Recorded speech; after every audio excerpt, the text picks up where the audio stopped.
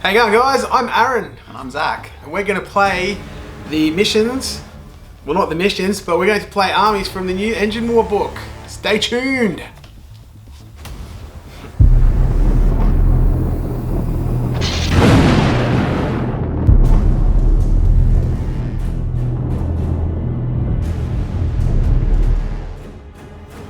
So, guys, Engine War. We're going to have a Chaos Knights versus Imperial Knights battle.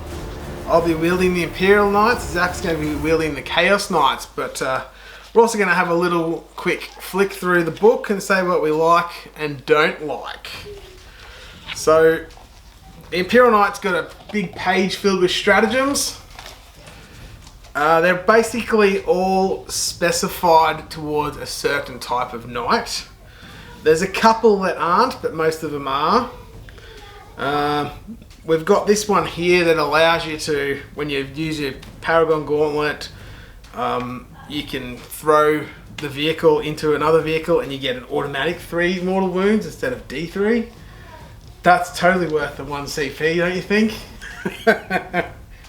It's very situational, and you got to think to yourself, That's a hard narrative, right? I'm playing knights here. Do I really want to be using 1 CP on that? And I mean, in a situation where it's like that vehicle has 3 wounds left, I'd probably think about it, but generally no. But there are some pretty good ones. My favourite is actually the Knight Crusader one. Use this stratagem in your shooting phase after any model has lost any wounds as a result of an attack made with a rapid fire battle cannon, Avenger Gatling cannon or thermal cannon by a Knight Crusader model from your army. Until the end of the turn, the enemy model's unit cannot fire Overwatch.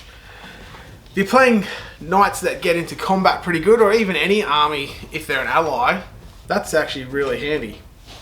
I don't know with the new edition though, because you got to pay a CP to Overwatch, so I don't know if it's going to be as relevant, but at the moment in 8th, it's pretty cool. Well, if it's against a key unit, then they can't use that strategy. Especially if it's something that's got a lot of guns. Like if you like assault a bloody Castellan, like they got a lot of shots. You know, lots of other guns like Demolisher cannons, things like that. Or anything with a big melter cannon thing on it.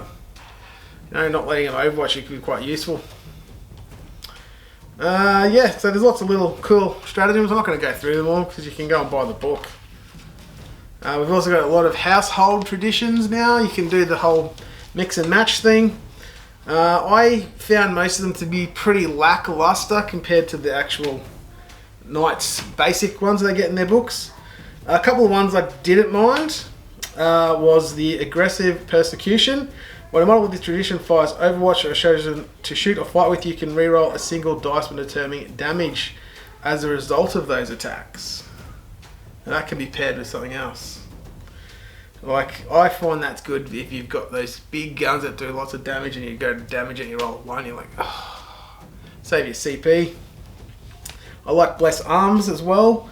This can be a bit useful. You've got add 6 inch to the maximum range characteristics of ranged weapons with the model with this tradition is equipped with that have an unmodified range characteristics of 24 inches or more, and add 2 inches to maximum range characteristics of other ranged weapons model in this tradition. Like sometimes I find some of those 36 inch range guns just don't quite have enough distance. That makes up for it. And the other third one that I did like was when a model with a tradition fires Overwatch or is chosen to shoot or fight with, you can reroll a single hit roll made for that model. So, rerolling some hit rolls saves your CP. Like the way I look at these a lot of these abilities do a lot of those saving the CP reroll stratagems, which obviously with Knights, they don't get a lot of stratagems to start with. The rest of them are all pretty cool. Some of them are pretty fluffy. There's some good ones in there, but as I was saying, the actual main book ones are probably better. You've got your Equestria Allegiance Oaths, so you've got your Mechanicus and you've got your standard House Knights. They both get a little bit of extra thing now. The Mechanicus guys regenerate a lost wound at the start of a turn. A county player is going to look at that and go, cool, I'm just going to focus on one knight at a time. If you're taking little chunks off all of them, then the next turn they're going to get lots of little wounds back.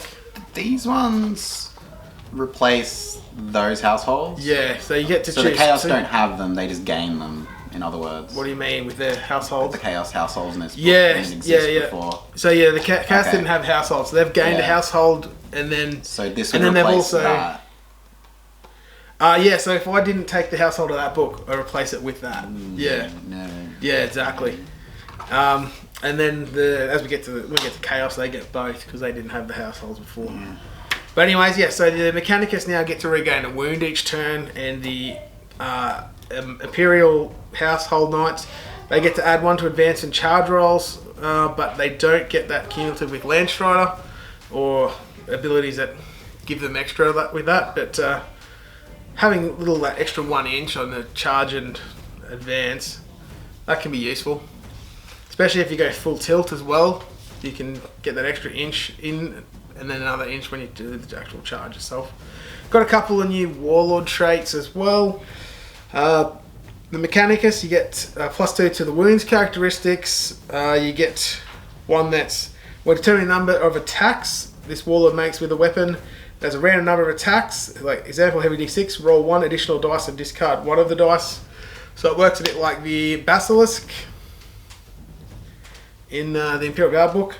There's a third one that's when resolving an attack made with a ranged weapon by this Warlord, excluding Overwatch, an unmodified hit roll of 4+ is always successful. I actually do like that one. Like if you get the crap shot out of you and get to the lower tier and your blister skill becomes 5+, and then you come up against something that's got fly or lots of neg modifiers, you're still going to hit it on a 4. Turns out it's only going to be neg 1. Yeah, from the new book anyway, the new rules, from they say. So the Questor House guys got some new ones as well. You got a Warlord, always fights first in the fight phase, even if it didn't charge. The enemy unit has a charge or has a similar ability, alternate. Resolving an attack made with a melee weapon gets this Warlord to subtract 1 from the hit roll, whilst an enemy model unit is within 1 inch of the Warlord to subtract 1 from the attacks characteristics of each vehicle or monster model in that unit. So it just makes you a little bit more nerfed when hitting him in combat. And the last one was, this Warlord can perform a heroic intervention if there are any models within 6 inches instead of 3 inches.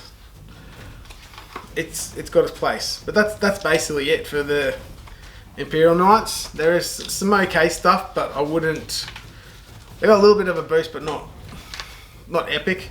But to be honest, they were pretty good anyways.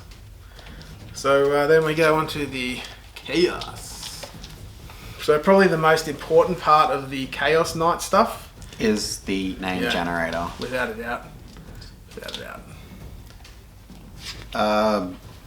The rest of the stuff in here is just pick 1 mediocre free roll, which no one's complaining because the Knights are already amazing. And I mean, it's not fantastic, but it's something extra. Yeah. You know? So it's free extra rules. Zach's choice is House Lucaris because Iconoclasts are way better than Infernal in my opinion. And adding that +1 to hit is really cool when they charge. So they hit even harder, especially for wounded knights, like you said. Yeah. +1 to hit's amazing. Absolutely. And as a player who uses the Gauntlet a lot, I take the Relic one, so there's no negative to hit, but it's still good when I'm downgraded to hitting on a 4 or whatever. Yeah. Definitely. But yeah, it's really good for War Dogs if you have War Dogs as well with the Glaives, because the 2-up weapon skill is huge. Big time. The Relics, there was only one that really standed out, and it was the Annihilatum. Yeah, Annihilatium. So the big fuck-off flamer's got 3d6 shots and 3 damage, rather than just 2. The only thing I thought that sucked about that is that the rest of the stuff the house comes with doesn't really feel that amazing. I mean, I could be wrong. I have to play around with it, but... they've got that terrible...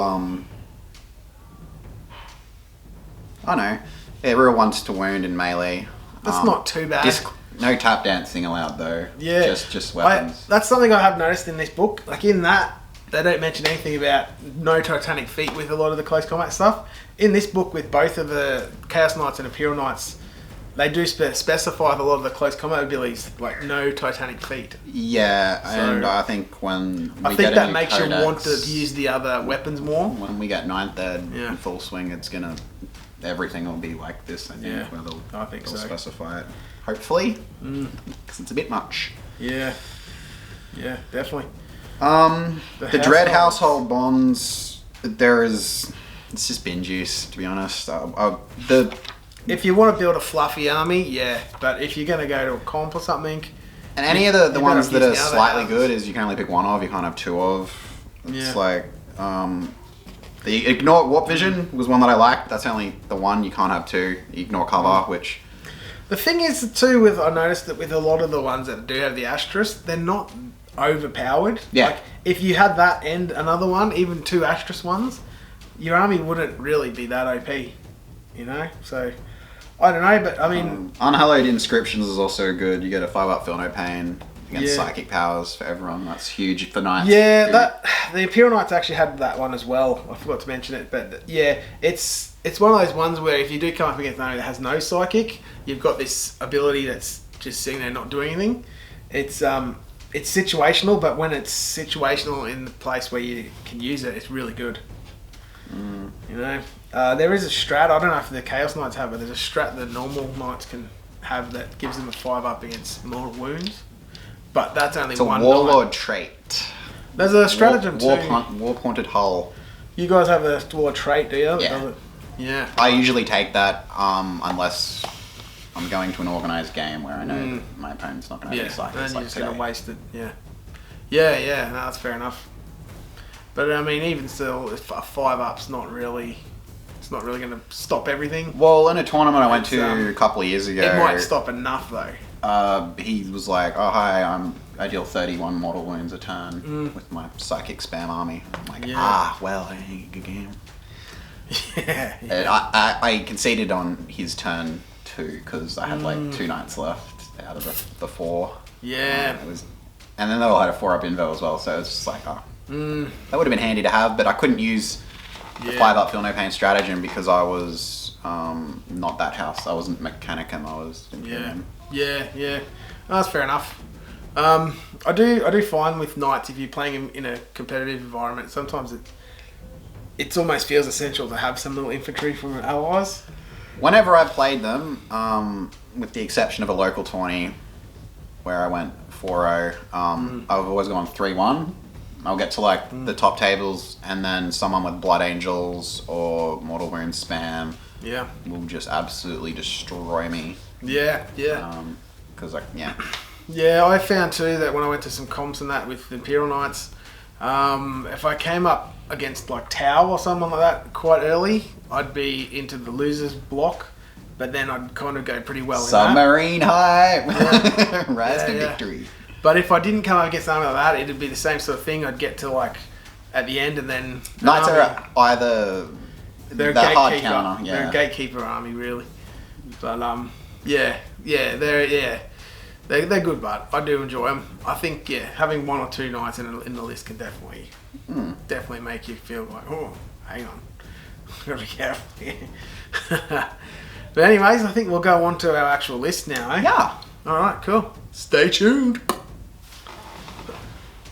Okay, before we get too carried away, we'll actually talk about what mission we're going to do first. So I'm going to give Zach the honours of rolling. We're gonna do Eternal War number 6. That's the good one. 2, 3. I hope it's the one where Oh. infantry can score. This is so fitting for coronavirus time. Eternal War Lockdown. Oh, sorry, I went there too soon. Righto. So, So what we got this one? It's the deployment as you do. The players put down the one army, at the start of the first battle round, but before the first turn begins, the player taking first turn selects one objective marker to be objective marker 1. The player taking second turn then selects one objective marker to be objective marker 6. The player taking the first turn then selects the objective marker that has not been numbered and rolls 1d6, re-rolling if the result corresponds to an objective marker that is already numbered. That objective marker is numbered, the corresponding result... That objective marker is numbered, the corresponding result. The player going second does the same, and they do that until all 6 markers have an individual number. The start of each battle round after first remove from the battlefield the objective marker whose number corresponds to the current battle round. For example, the start of battle round 3, objective marker numbered 3 will be removed. Repeat this process each battle round until there are 2 objective markers remaining. If you got the official G-Dub objective markers, you don't need to waste 3 hours doing that. You just shuffle them up and place them face down and then flip them. Nice, that works out. That's what I do. Yeah. Yep, fair enough. So at the end of the game, player with the most victory points is the winner. Both players are the same. Game to draw. Victory points score the following. Target secured. Each player scores 1 victory point at the end of each of their turns for each objective marker they control. A player controls an objective marker if they have models within 3 inches of that than their opponent does, which we don't have a lot of models, so that should be interesting. At the end of the battle round... Already read that one. Then you got Slay the Wall, first like strike with Line Breaker. So basically it's just your standard objective mission, except markers get removed as the game goes on. Which shit won't pass turn 3. Yeah, if we're still got armies left. Yeah. One of us should have 1 knight on about 4 wounds, I reckon. Maybe 2 if we're lucky. So anyways, I think we'll go on to the actual lists now, eh? Yeah. So my list, running the good guys, I'm going to say. We've got 2 detachments, 2 super heavy detachments. So in the first detachment, we've got 2 knight errants. They've got no upgrades, just the melter cannons and all the bit doodah. So my warlord is the Knight Crusader. He's got the Twin Lead Battle Cannon, the Avenger Gatling Cannon, and the Strength 8 missile on his head. He is the Warlord. He has got First Knight, so he rerolls 1s to hit all the time. And he's also got the Headsman's Mark. Is that shooting? Headsman Mark's from everything. No, the reroll ones. Yeah, reroll ones from shooting. But House Krast, I'll explain House Krast in a second. They get rerolls everything in combat. Okay, so yes, the Headsman's Mark. It gives you +1 damage versus models that have 10 or more wounds. If the model also has the Titanic keyword, it is +2 damage. So the battle cannons, each shot will be doing D3 +2 damage against Titanic units. Yikes. Yikesies. The Avenger Gatling Cannon will have a base damage of 4. The Heavy Stubbers will have damage 3. So that's his Warlord trait, was it? That's his relic. Relic, yeah. His Warlord trait is the reroll 1s to hit. So he's the Warlord. So then we got the second attachment. So these guys get the 6 CP because they got the 3 big Did you ones. generate his name? Not yet. I will do that with you in just a sec. So over here we've got the other detachment. We've got a Knight Gallant, and then we've got the 2 Warglaives. The Knight Gallant has got spent a CP to get a generated Warlord trait. He's going to do Landstrider. That gives a bubble of 6 inches that allows you to advance, charge, and so, no, I don't think it's move. I think it's just actually advance and charge. You get 2 inches added to it. And then he's also taken a relic, so he spent another CP, and that's to turn his gauntlet here into the Paragon Gauntlet. So with that, it basically gives him no negative to hit modifier, because the normal fist is like -1 to hit in combat. Paragon Gauntlet doesn't have that, and the other bonus is it's damage 8 straight off the bat instead of damage 6. So that's pretty cool. 3 wounds or 1 kill. Yeah, pretty much. So I'll just go over what House Krast also gives. just so you know, in case you don't know what Krast does, probably would have been more prepared to have it at the right page. So House Krast is Cold Fury. You can reroll failed hit rolls in the fight phase for a model with this household tradition in any turn in which it charged, was charged, or performed a heroic intervention. That's the other one. In addition, you can reroll all failed hit rolls in the fight phase for a model with this household tradition against Titanic units. So instead of just when I charge or be charged, it's just every turn. So there's your whole army's Titanic. So I'm just rerolling here to combat the whole game. They identify as infantry. Yeah. Okay. In that case, then, just when I charge, Yep. were charged or heroically intervened. Yeah, and then the two Warglaves have the melter guns on their heads and the basic loadout. So now the most important part of this army is generating the name. All right. I'm ready. All right. So this is the actual pilot's name. To do it in the pit. Yep, definitely. New channel. So the first one is a 3. Okay. I'm gonna build it up as a surprise. Okay. You ready? Ready?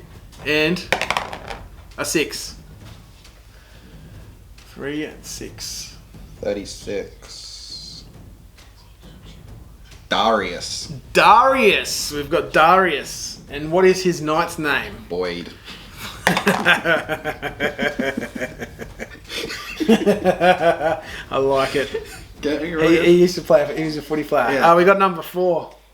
gotta roll again. That's D66. Yeah. 4-2. Is it crap?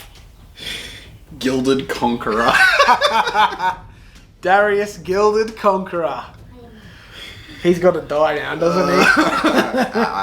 I vow that he will die. Okay. It's my promise to the viewers. Okay, good stuff. Alright, so shall we get your army out? Give the guys a look at that. Yeah, definitely. Are we going to save it? We'll save that for you guys. We'll do that last. Yep. Alright, let's do it. Good to go. Okay. My Chaos Knights is a single super heavy detachment for the 6 CP. Yep. We've got Big Red as the Warlord. Yep. And I've gone with the Artifacts of Tyranny, Rune of Nak Tagra. So that gives me a 5-up invulnerable save, period. Oh, even in combat. Yeah. Very nice. It also gives me an extra, if I'm a Dreadblade, a good thing and a bad thing. Oh, yeah. Damnations, packs and damnations. Yeah. So Is that only effective on the leadership test, or is that all the time active? if I fail my leadership test, then Yeah. it's, So it's you get the good thing all the time, yeah. and then you roll the leadership test. If you fail, then the bad thing activates. Yeah, as so- well. Yeah, gotcha. They are actually a Dreadblade as well. And I've given them a Volatile Reactor, Divine Machine Spirit, and I think Forsaken. So that means I can't use any stratagems if I fail my leadership that turn. I take a mortal wound on a 6. No. If I... On a 4-up, I take a mortal wound if I took any wounds that phase, at the end of the phase. Yep. And the other one is Volatile React. We'll go over it later if it comes up. It never does. If it becomes important, we'll look at it then. I took Demonic Vigor because that's one of the best rules in the Codex. What does that do? So roll a d6. Yeah. On a 1, 2, 3. I get Oh, you plus get like a benefit 2 movement. Yeah. 4, 5, plus 1 weapon skill. And on a 6, plus 1 ballistic skill. Yep. Nice. Now, weapon skill 4 to begin with. Yeah. So, if I find weapon skill 3, Yeah. It makes they a can difference. smash all of the little plebs into the ground. Yeah. Probably the weakest one for this guy would be the... Oh, then again, the ballistic skill, you've got the top... Yeah, no, there's nothing bad. Everything is good. That's why I... Yeah, it makes sense. I usually liked, before I thought of this, to take... If I'm not running that one and I'm running the just the Rampager. I give it the rune, and so Yeah. if I roll the ballistic skill, yeah, it sucks, but Yeah. I mean, it's something. a 1 out of 6 chance. Yeah. Can you CP that if you don't like the roll? Yeah. Yeah. So then that doesn't matter then. Infinitely, because the game hasn't started yet. True. Galvanized Hull was the other one. That's +1 to my armor save. Okay, that's handy. I think. Yeah. That's good for a lot of those little like low AP weapons that sometimes lurk around that do a lot of damage. Like yeah. Like the auto cannons. It'll be good in combat against your feet. That's it. Yeah. Against my army, I got lots of little plinky things too though that can. Like little guns on the guys like that. Oh, the heavy stubbers. Yeah, I got some heavy stuff. I got damage 3 heavy stuffers. Yeah. You do. I'm glad I picked that because I was thinking of maybe picking something else. And I went with the Diabolus Warlord trait, +1 attack. Nice. Yeah, that's handy. I am Iconoclast because that's the best one, which means +1 attack, +1 AP, and when one of your models flees, 1 additional one please. I hope my knights don't flee. I also went with the double cannons and the single rocket because you're not going to be firing that more than twice. I know. The rockets. I think if you take the 2 rockets, you're doing it just to save points. But these guns, I think, are quite underestimated. They're actually pretty good. Oh yeah, I love them. They're almost exactly the same as the army. If I could take 3, I'd take 3. Yeah. They're almost the same as the Armiger gun, except they do D3. We've also got some sweet Poon action going on, and then the Flamer. Man, the Melters. Moving right along. Yeah. Knight Despoiler. That's this one? This one. Nice. No, this one, you were correct. Yeah, this one. Bale of Murdgrad. 4-up Inbo against shooting. Okay, yep. So that's just all the time. Yep. 2 thermal cannons, strength 8 missiles, and that's it. A heavy stubber because heck yeah. Nice. And then finally we've got not finally. Thirdly, we've got the other Despoiler. Went with the Storm Spear again. This is the big strength 16 cannon that's terrible. I'm just using it as a rapid fire battle cannon because it looks cooler. Yep. He's also got a Avenger on there. I gave him a Melter Gun because I had points. This is only a 1976 list. Okay. And then finally got the Rampager, who I gave an extra Warlord trait. Eager for the kill, so +1 to advance and charge rolls within your deployment zone. And the Gauntlet of Ascension, which is like the Paragon Gauntlet, but better, because whenever I kill a character, I get an extra attack. Nice. Yeah, that's good. You kill a fair few. And it rerolls to hit and wound. Cool. Very good. It's only damage 6 though, but yeah. Damage 6 is still pretty good. Sweet. That's it. Yeah, that's it. I got a 5 CP. I'm going to spend 3 of that before the game. Only 5. Don't you get the 6 from the 3? I've spent 3 for 3 relics. Oh, of course, yeah. And 1 for extra Warlord trait. Yep. I'll be doing the can only be wounded on a 4-up. Most likely on this little chappy. That's give him some survivability. And you can get to combat a bit more and And stuff. I usually give old mate reroll 1s to wound against vehicles. Yeah, good. Good combos. Yeah. Cool. Alright, we'll do the name generator in just a sec. This is actually going to be proof that there is a god if I roll. Nena, the Infernal Raptora. The Burning Sky. Okay. That's what I'm aiming for. All Let's see what I get. 45. Malficend. Milfsend we'll go with. I don't know how to say that. 46.